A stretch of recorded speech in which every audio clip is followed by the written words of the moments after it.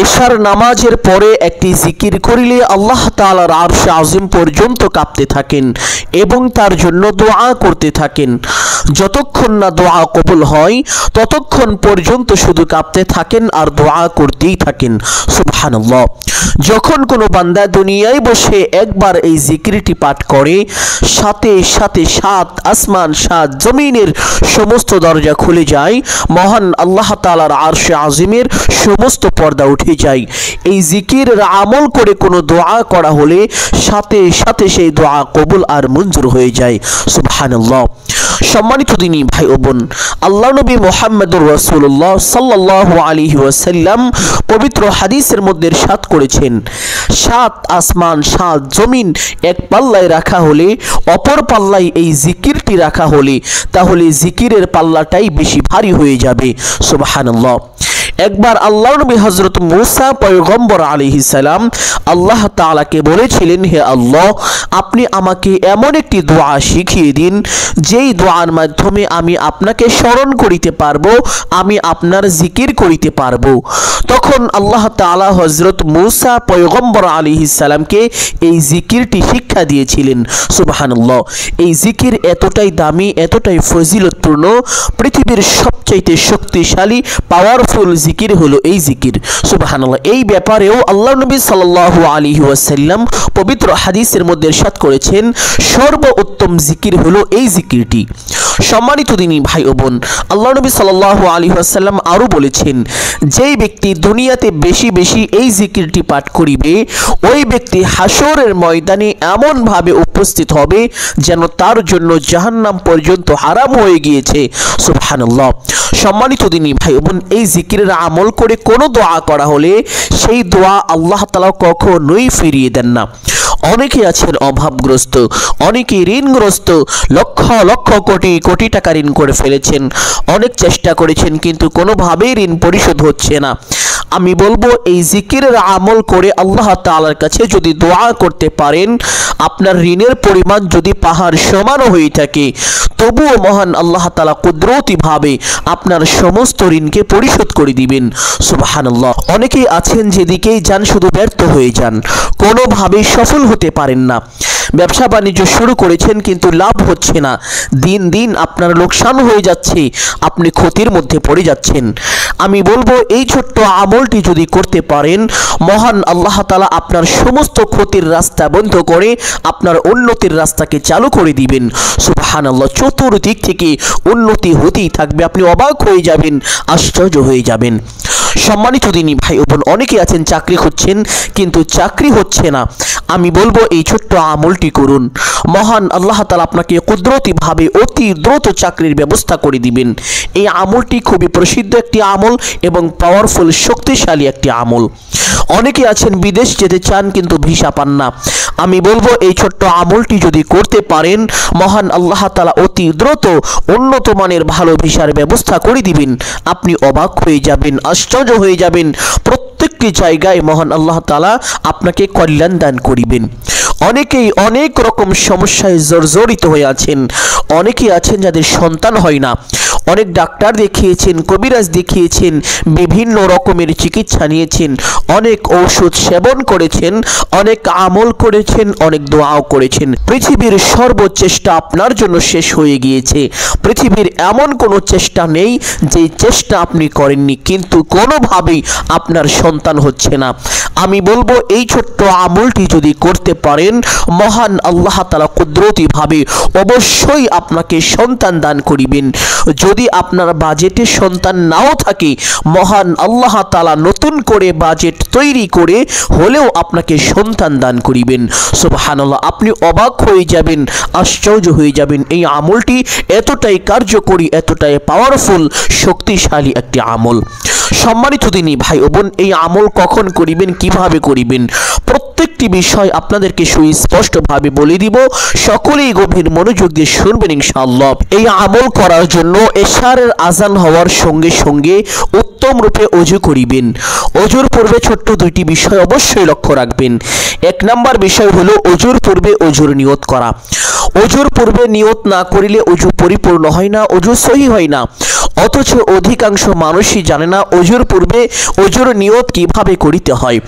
সম্মানিত দিনী ভাই ও বোন, ওযুর নিয়ত এইভাবে করিবেন। ওযুর পূর্বে আপনি আপনার মনে মনে সংকল্পনা করিবেন, ধারণা করিবেন যে এখন আমি আল্লাহ তাআলার সন্তুষ্টির জন্য ওযু করছি, তাহলে আপনার ওযুর নিয়ত হয়ে যাবে।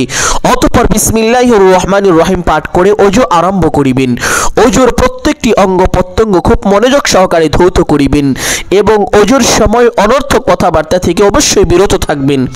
চুপচাপ ওযু শেষ করে আপনার ডান হাতের শাহাদাত আঙ্গুলটি আসমানের দিকে সোজা করে দিয়ে একটি ছোট্ট কালিমা একবার যদি পাঠ করিতে পারেন, মহান আল্লাহ তাআলা সাথে সাথে আপনার উপরে অঝড় ধারায় বৃষ্টির মতো রহমত নাজিল করিবেন।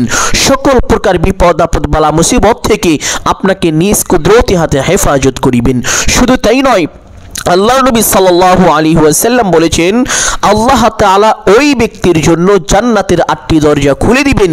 ওই ব্যক্তি জান্নাতের যেই দরজা দিয়ে ইচ্ছে সেই দরজা দিয়ে সসম্মানে বিনা হিসাবে জান্নাতে প্রবেশ করতে পারবে, তার জন্য কোনো বাধাই থাকবে না। সুবহানাল্লাহ। সম্মানিত দিনী ভাই ও বোন আমার, আপনি যদি চান আপনার জান্নাতে যাওয়ার পথ অতি সহজ হোক, সুগম হোক, তাহলে অবশ্যই প্রত্যেক ওযুর পরে ছোট্ট কালিমাটি একবার এইভাবে পাঠ করিবেন, আশহাদু আল্লা ইলাহা ইল্লাল্লাহু ওয়াহদাহু লা শারীকা লাহ ওয়া আশহাদু আন্না মুহাম্মাদান আবদুহু ওয়া রাসূলুহু। কালিমাটি পাঠ করা শেষ করে একটি পবিত্র স্থানে চলে যাবেন। গিয়ে কিবলামুখী হয়ে দাঁড়িয়ে এশার 4 রাকাত ফরজ নামাজ আদায় করিবেন। দিনী ভাই ও বাবারা, যারা প্রাপ্তবয়স্ক বালেগ পুরুষ রয়েছেন তারা অবশ্যই মসজিদে গিয়ে জামায়াতের সাথে এশার 4 রাকাত ফরজ নামাজ সঠিক নিয়মে আদায় করিবেন। মা ও বোন এবং মাযুর ব্যক্তিগণ যারা রয়েছেন তারা চাইলে ঘরে বা বাড়িতে বা একটি পবিত্র স্থানে এশারের নামাজ আদায় করিতে পারেন, কোনো সমস্যা নেই। প্রথমে এশারের 4 রাকাত ফরজ নামাজ পড়িবেন, অতঃপর এশারের 2 রাকাত সুন্নত নামাজ পড়িবেন। এই 2 রাকাত সুন্নত নামাজ পড়ার পরে 2 রাকাত তাহাজ্জুদ নামাজ পড়িবেন তথা নফল নামাজ পড়িবেন।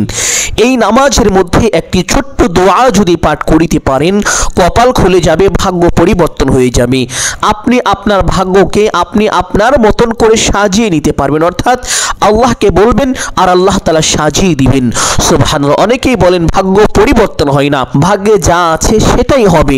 আমি বলবো 2টি বিশেষ কারণে মানুষের ভাগ্যকে পরিবর্তন করা হয়। আল্লাহ তাআলা এই 2টি বিশেষ কারণে মানুষের ভাগ্যের অকল্যাণ দূর করে ভাগ্যে কল্যাণ দান করেন। সুবহানাল্লাহ। আর একটি কারণ হলো আল্লাহ তাআলার কাছে দোয়া করা। যারা আল্লাহ তাআলার কাছে দোয়া করেন, মহান আল্লাহ তাআলা তার ভাগ্যকে পরিবর্তন করে দেন। 2 নম্বর কারণ হলো বেশি বেশি নেক কাজ করা তথা দান সদাকা করা। দান সদাকার মাধ্যমে এবং বেশি বেশি নেক কাজের মাধ্যমে আল্লাহ তাআলা বান্দার ভাগ্যকে পরিবর্তন করে দেন তথা ভাগ্যে যদি কোনো অকল্যাণ লেখা থাকে সেই অকল্যাণ লেখাকে দূর করে সেখানে আল্লাহ তাআলা কল্যাণ দান করেন। সুবহানাল্লাহ। এই জন্য বলবো এই 2টি কাজ বেশি বেশি করার চেষ্টা করিবেন। এই 2টি কাজ মানুষের ভাগ্যকে পরিবর্তন করে দেন। একটি কাজ হলো আল্লাহ তাআলার কাছে দোয়া করা, আরেকটি কাজ হলো বেশি বেশি নেক কাজ করা তথা দান সদাকা করা। সুবহানাল্লাহ। সম্মানিত দিনী ভাই বোন, তো এই আমলটি কিভাবে করিবেন? প্রথমে 2 রাকাত তাহাজ্জুদ নামাজ পড়িবেন এবং এই নামাজের ভিতরে একটি বিশেষ দোয়া পাঠ করিবেন।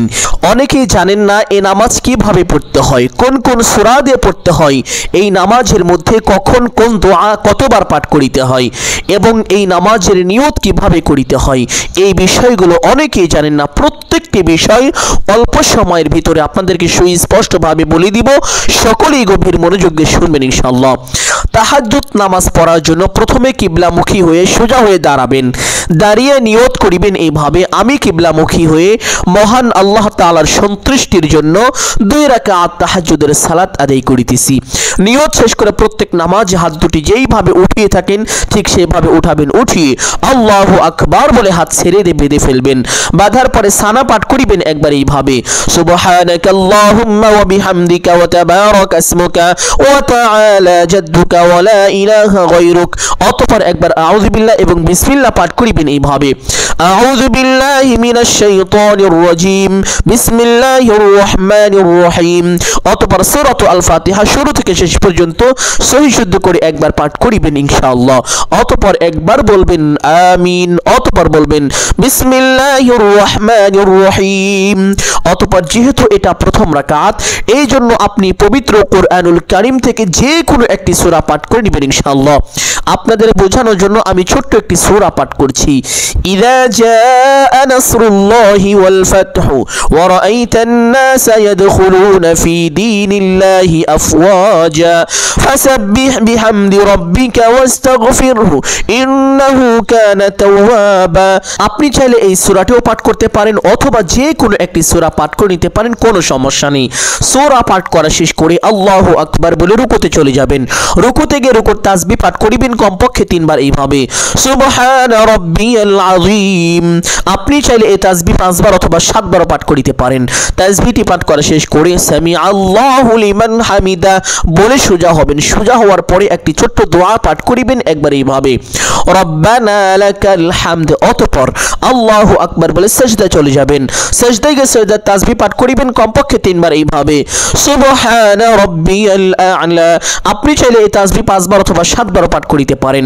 তাসবিহটি পাঠ করা শেষ করে সেই ছোট্ট দোয়াটি পাঠ করিবেন, যেই দোয়ার কথা বলেছিলাম, যেই দোয়া পাঠ করিলে আল্লাহ তাআলা বান্দাকে প্রচুর পরিমাণ ভালোবাসেন, বান্দাকে সকল প্রকার বিপদ আপদ বালা মুসিবত থেকে হেফাজত করেন এবং বান্দার মনের আশাকে পূর্ণ করে দেন। কোনো কোনো ক্ষেত্রে বান্দার ভাগ্য পর্যন্ত পরিবর্তন করে দিয়ে থাকেন। সেই দোয়াটি হলো ওয়া ইলাহুকুম ইলাহু ওয়াহিদ লা ইলাহা ইল্লা হুয়ার রহমানুর রহিম। দোয়াটি ভিডিওর শেষের দিকে বাংলায় লিখে দিব, চাইলে দেখে দেখে মুখস্থ করে নিতে পারবেন ইনশাআল্লাহ। এইভাবে ছোট্ট দোয়াটি 3 বার পাঠ করা শেষ করে আল্লাহু আকবার বলে সোজা হয়ে বসে পড়বেন। বসে 2 সাজদার মাঝখানে একটি ছোট্ট দোয়া আছে, যদি পারেন দোয়াটি একবার এইভাবে পাঠ করিবেন, রব্বি গফিরলি ওয়ারহামনি। যদি দোয়াটি না পারেন পাঠ করতে হবে না, কোনো সমস্যা নেই। একটু সময় বসে অপেক্ষা করিবেন। অতঃপর আল্লাহু আকবার বলে আরেকটি সিজদায় চলে যাবেন। সিজদায় গিয়ে সিজদা তাসবিহ পাঠ করিবেন কমপক্ষে 3 বার এইভাবে, সুবহানা রাব্বিয়াল আ'লা। আপনি চাইলে এই তাসবিহ 5 বার অথবা 7 বার পাঠ করিতে পারেন। তাসবিহটি পাঠ করা শেষ করে সেই ছোট্ট দোয়াটি পাঠ করিবেন, ওয়া ইলাহুকুম ইলাহু ওয়াহিদ লা ইলাহা ইল্লা হুয়ার রহমানুর রহিম। দোয়াটি 3 বার পাঠ করা শেষ করে আল্লাহু আকবার বলে সোজা হয়ে দাঁড়িয়ে যাবেন। দাঁড়িয়ে হাত দুটি বেঁধে ফেলবেন। অতঃপর একবার বিসমিল্লাহ পাঠ করিবেন এইভাবে, বিসমিল্লাহির রহমানির রহিম। অতঃপর সূরাতুল আল ফাতিহা শুরু থেকে শেষ পর্যন্ত সহি শুদ্ধ করে একবার পাঠ করিবেন ইনশাআল্লাহ। অতঃপর একবার বলবেন আমিন। অতঃপর বলবেন বিসমিল্লাহির রহমানির রহিম। অতঃপর যেহেতু এটা দ্বিতীয় রাকাত, এই জন্য আপনি সর্বোচ্চ চেষ্টা করিবেন পবিত্র কোরআনুল কারীমের ছোট্ট সূরার মধ্যে অন্যতম একটি সূরা হলো সূরাতুল আল ইখলাস তথা কুল হুয়াল্লাহর সূরা। এই সূরাটি অত্যন্ত দামি এবং ফজিলতপূর্ণ, খুবই শক্তিশালী পাওয়ারফুল একটি সূরা। এই সূরাটি এতটাই দামি যে মহান আল্লাহ তাআলা তার পবিত্র পরিচয় পর্যন্ত এই সূরার মধ্যে তুলে ধরেছেন। এছাড়াও মহান আল্লাহ তাআলার 2টি বিশেষ নাম এই সূরার মধ্যে রয়েছে, যেই নামকে ইসমে আজম বলা হয়ে থাকে। সুবহানাল্লাহ। এই জন্য চেষ্টা করিবেন এই সূরাটি একবার এইভাবে পাঠ করার জন্য, কুল হুয়াল্লাহু আহাদ আল্লাহুস সামাদ লাম ইয়ালিদ ওয়া লাম ইউলাদ ওয়া লাম ইয়াকুল লাহু কুফুয়ান আহাদ। সূরাটি একবার পাঠ করা শেষ করে আল্লাহু আকবার বলে রুকুতে চলে যাবেন। রুকুতে গিয়ে রুকুর তাসবিহ পাঠ করিবেন কমপক্ষে 3 বার এইভাবে, সুবহানা রাব্বিয়াল আযীম। আপনি চাইলে তাসবিহ 5 বার অথবা 7 বার পাঠ করিতে পারেন। তাসবিহটি পাঠ করা শেষ করে সামি আল্লাহু লিমান হামিদা বলে সোজা হবেন। সোজা হওয়ার পরে সেই ছোট্ট দোয়াটি একবার তিনবার পাঠ করিবেন এইভাবে রব্বানা লাকাল হামদ। অতঃপর আল্লাহু আকবার বলে সিজদায় চলে যাবেন। সিজদায় গিয়ে সিজদা তাসবিহ পাঠ করিবেন কমপক্ষে তিনবার এইভাবে সুবহানা রাব্বিয়াল আ'লা। আপনি চাইলে এই তাসবিহ 5 বার অথবা 7 বার পাঠ করিতে পারেন। তাসবিহটি পাঠ করা শেষ করে সেই ছোট্ট দোয়াটি পাঠ করিবেন এইভাবে ওয়া ইলাহুকুম ইলাহু ওয়াহিদ লা ইলাহা ইল্লা হুয়ার রহমানুর রহিম। দোয়াটি 3 বার পাঠ করা শেষ করে আল্লাহু আকবার বলে সোজা হয়ে বসে পড়বেন। বসে দুই সিজদার মাঝখানে সেই ছোট্ট দোয়াটি যদি পারেন তাহলে একবার এইভাবে পাঠ করিবেন রব্বি গফিরলি ওয়ারহামনি। যদি না পারেন পাঠ করতে হবে না, কোনো সমস্যা নেই, একটু সময় বসে অপেক্ষা করিবেন। অতঃপর আল্লাহু আকবার বলে আরেকটি সিজদা চলে যাবেন। সিজদায় গিয়ে সিজদা তাসবিহ পাঠ করিবেন কমপক্ষে 3 বার এইভাবে সুবহানা রাব্বিয়াল আ'লা। আপনি চাইলে এই তাসবিহ 5 বার অথবা 7 বার পাঠ করিতে পারেন। তাসবিহটি পাঠ করা শেষ করে সেই ছোট্ট দোয়াটি পাঠ করিবেন ওয়া ইলাহুকুম ইলাহু ওয়াহিদ লা ইলাহা ইল্লা হুয়ার রহমানুর রহিম।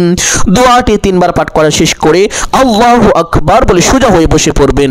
বসে প্রথমে তাশাহুদ পাঠ করিবেন একবার এইভাবে التحيات لله والصلوات والطيبات السلام عليك أيها النبي ورحمة الله وبركاته السلام علينا وعلى عباد الله الصالحين أشهد أن لا إله إلا الله وأشهد أن محمدا عبده ورسوله।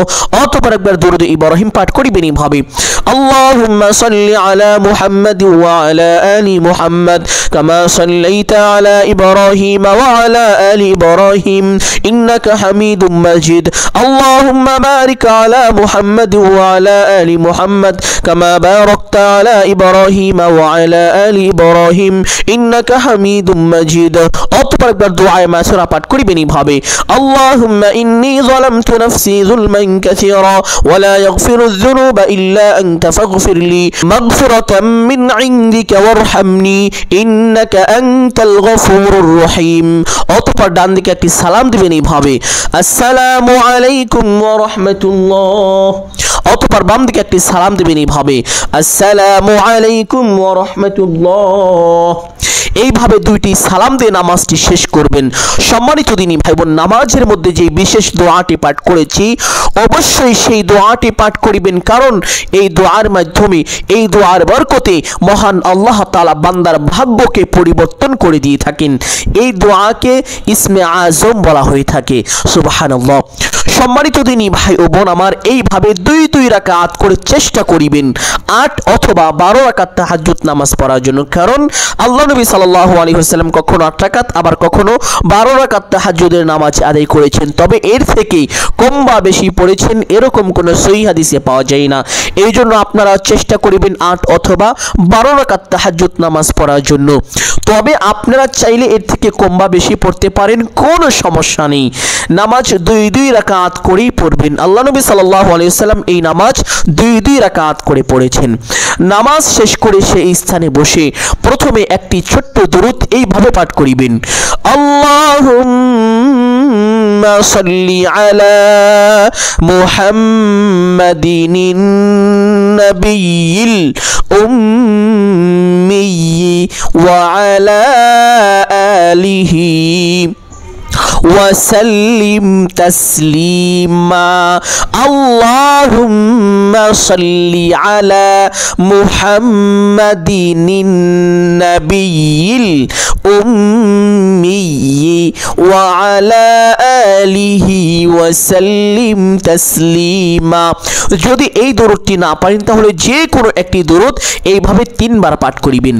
সম্মানিত দিনী ভাই বোন, দরুদের অনেক ফজিলত রয়েছে, এই জন্য চেষ্টা করিবেন বেশি বেশি দরুদ পাঠ করার জন্য।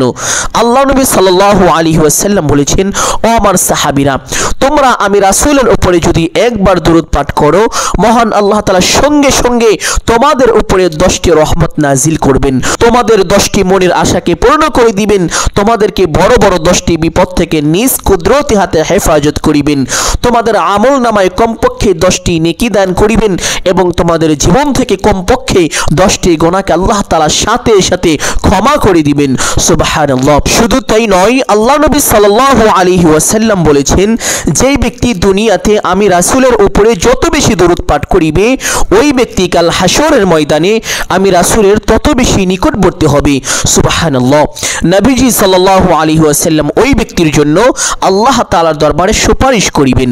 সম্মানিত দিনী ভাই বোন, শুধু তাই নয়, যারা বেশি বেশি দরুদ পাঠ করে তাদের জন্য সুপারিশ করাটা রাসূলের উপরে ওয়াজিব হয়ে যায়, আবশ্যক হয়ে যায়।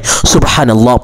সম্মানিত দিনী ভাই ও বোন, আপনি যখন দরুদ পাঠ করেন, দরুদ পাঠ করা যখন শেষ হয়ে যায়, তখন আল্লাহ তাআলার পক্ষ থেকে একদল ফেরেশতা আপনার কাছে চলে আসেন।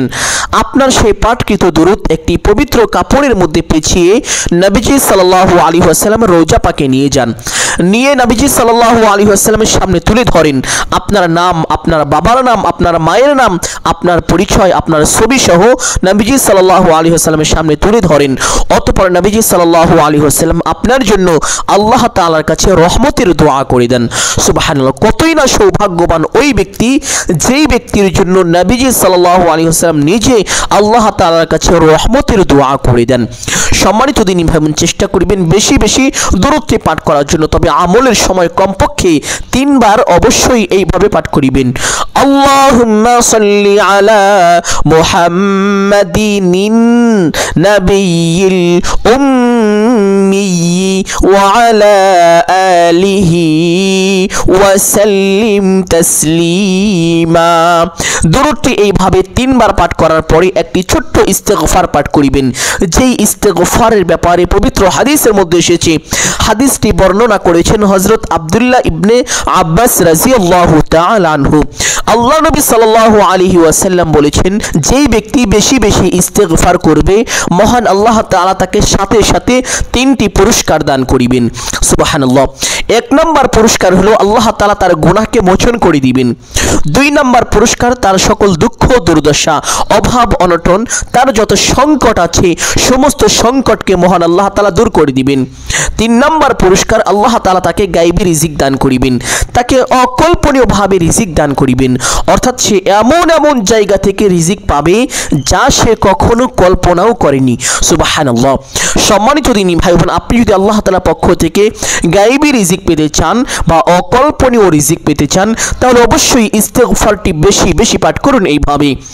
আস্তাগফিরুল্লাহাল্লাযী লা ইলাহা ইল্লা হুয়াল হাইয়ুল কাইয়্যুম ওয়া আতুবু ইলাইহি। যদি এতটুকু পাঠ করা আপনার জন্য কষ্টকর হয়ে যায়, শুধুমাত্র আস্তাগফিরুল্লাহ এই ছোট্ট বাক্যটি 3 বার এইভাবে পাঠ করিবেন।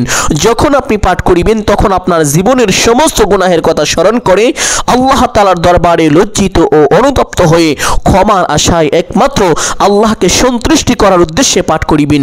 তাহলে সাথে সাথে আল্লাহ তাআলা আপনাকে 3টি বিশেষ পুরস্কার দান করে দিবেন। সুবহানাল্লাহ। সম্মানিত দিনী ভাই ও বোন, ইস্তেগফারটি পাঠ করার পরে একটি ছোট্ট দোয়া পাঠ করিবেন, যেই দোয়া নামাজের মধ্যে পাঠ করেছিলাম। আর এই দোয়াকে ইসমে আজম বলা হয়ে থাকে। এই দোয়াটি খুবই ফজিলতপূর্ণ, একটি বরকতপূর্ণ দোয়া। এই দোয়ার মাধ্যমে আল্লাহ তাআলার কাছে কোনো কিছু চাওয়া হলে আল্লাহ তাআলা সাথে সাথে তার চাওয়াকে পূর্ণ করে দেন, তার দোয়াকে কবুল করেন। এই দোয়ার মাধ্যমে কোনো দোয়া করা হলে কখনোই তার দোয়াকে আল্লাহ তাআলা ফিরিয়ে দেন না। এটাই এমন একটি দোয়া, যেই দোয়া করতে দেরি কিন্তু কবুল হতে 1 মুহূর্ত সময় লাগে না। সুবহানাল্লাহ। দোয়াটি হলো ওয়া ইলাহুকুম ইলাহু ওয়াহিদ লা ইলাহা ইল্লা হুয়ার রহমানুর রহিম ওয়া ইলাহুকুম ইলাহু ওয়াহিদ লা ইলাহা ইল্লা হুয়ার রহমানুর রহিম। ছোট্ট দোয়াটি এইভাবে 3 বার পাঠ করিবেন। দোয়াটি 3 বার পাঠ করার পরে আরেকটি ছোট্ট দোয়া পাঠ করিবেন, যেই দোয়ার ব্যাপারে পবিত্র হাদিসের মধ্যে এসেছে। আল্লাহ নবী সাল্লাল্লাহু আলাইহি ওয়াসাল্লাম বলেন, এই দোয়া পাঠ করলে বান্দার দুঃখ দুর্দশা দূর হয়, বান্দার অভাব অনটন দূর হয়। কোনো বান্দা বা কোনো বান্দি অসুস্থ অবস্থায় এই দোয়াটি যদি 40 বার পাঠ করিতে পারে, মহান আল্লাহ তাআলা তাকে অতি দ্রুত সুস্থ করে দিবেন। আর যদি সে সুস্থ না হয়, অসুস্থ অবস্থাতে মৃত্যুবরণ করে, তাহলে মহান আল্লাহ তাআলা তার আমল নামায় 40 জন শহীদের সমপরিমাণ সওয়াব দান করিবেন। সুবহানাল্লাহ। নবীজি সাল্লাল্লাহু আলাইহি ওয়াসাল্লাম আরো বলেছেন, কেউ যদি দোয়াটি অসুস্থ অবস্থায় 40 বার পাঠ করে আর সে যদি সুস্থ হয়ে যায়, মহান আল্লাহ তাআলা তার পিছনের সমস্ত গুনাহ খাতাকে ক্ষমা করে দিবেন। সুবহানাল্লাহ। এই জন্য চেষ্টা করিবেন, যখনই আপনি কোনো অসুস্থ হয়ে যাবেন, সাধারণ কোনো জ্বরও যদি উঠে যায়, সাথে সাথে 40 বার ছোট্ট দোয়াটি পাঠ করিবেন। অনেক ফজিলত রয়েছে। বিশেষ করে যখন আপনি অভাবগ্রস্ত হয়ে যাবেন, ঋণগ্রস্ত হয়ে যাবেন, কোনো সংকটের মধ্যে পড়ে যাবেন, সাথে সাথে 40 বার এই ছোট্ট দোয়াটি এইভাবে পাঠ করিবেন। লা ইলাহা ইল্লা আনতা সুবহানাকা ইন্নী কুনতু মিনাজ জালিমিন। আল্লাহ নবী হযরত ইউনূস আলাইহিস সালামকে একবার মাছে গিলে ফেলেছিল। মাছের পেটের মধ্য থেকে আল্লাহ নবী হযরত ইউনূস আলাইহিস সালাম এই দোয়াটি পাঠ করলো। মহান আল্লাহ তাআলা এই দোয়ার বরকতে তাকে জীবিতভাবে একেবারে সুস্থভাবে হেফাজত করেছিলেন। সুবহানাল্লাহ। এক সাহাবী রাদিয়াল্লাহু তাআলা আনহু আল্লাহ নবী সাল্লাল্লাহু আলাইহি ওয়াসাল্লামের দরবারে চলে আসলেন। এসে আরজ করলেন, ইয়া রাসূলুল্লাহ সাল্লাল্লাহু আলাইহি ওয়াসাল্লাম, এই দোয়া কি শুধুমাত্র হযরত ইউনূস আলাইহিস সালামের জন্যই বৈশিষ্ট্য নাকি সকলের জন্য? নবীজি সাল্লাল্লাহু আলাইহি ওয়াসাল্লাম বলেন, ও আমার সাহাবীরা, এই দোয়াটি শুধুমাত্র হযরত ইউনূস আলাইহিস সালামের জন্য বৈশিষ্ট্য নয়, এই দোয়াটি সমস্ত মানুষের জন্য বৈশিষ্ট্য। সুবহানাল্লাহ। এই জন্য বলবো, যে কোনো বিপদের মুহূর্তে এই দোয়াটি 40 বার পাঠ করতে ভুলবেন না ইনশাআল্লাহ। সম্মানিত দিনী ভাই ও বোন, দোয়াটি এইভাবে আমলের সময় 40 বার পাঠ করা শেষ করে আরেকটি ছোট্ট দোয়া পাঠ করিবেন, যেই দোয়ার ব্যাপারে কিতাবের মধ্যে এসেছে। এক ব্যক্তি হযরত আলী রাদিয়াল্লাহু তাআলা আনহুর কাছে চলে গেলেন, গিয়ে তিনি হাত পেতে কিছু সাহায্য চাইলেন। হযরত আলী রাদিয়াল্লাহু তাআলা আনহু ওই ব্যক্তিকে বললেন, হে ভাই, আমি কি তোমাকে এমন কয়েকটি বাক্য শিখিয়ে দিব যা আল্লাহর নবী সাল্লাল্লাহু আলাইহি ওয়াসাল্লাম আমাকে শিখিয়েছিলেন, যেই বাক্যগুলো পাঠ করিলে তোমার ঋণের পরিমাণ যদি পাহাড় সমানও হয়ে থাকে, মহান আল্লাহ তাআলা তোমার সমস্ত ঋণ পরিশোধের দায়িত্ব নিয়ে নেবেন। ওই ব্যক্তি অবাক হয়ে গেলেন, আশ্চর্য হয়ে গেলেন, এত ভালো একটি বাক্য, এত ভালো একটি দোয়া, হে ভাই আমাকে শিখিয়ে দিন। হযরত আলী রাদিয়াল্লাহু তাআলা আনহু ওই ব্যক্তিকে বাক্যগুলো শিখিয়ে দিলেন। ব্যক্তি আমলটি করতে লাগলো। আমল করতে দেরি, তার ঋণ পরিশোধ হতে দেরি হলো না, তার অভাব দূর হতে এক মুহূর্ত সময় লাগলো না। সুবহানাল্লাহ। সেই দোয়াটি হলো, আল্লাহুম্মা কফিনি বিহালালিকা আন হারামিকা ওয়া আগনিনি বিফাদলিকা আম্মান সিওয়াক।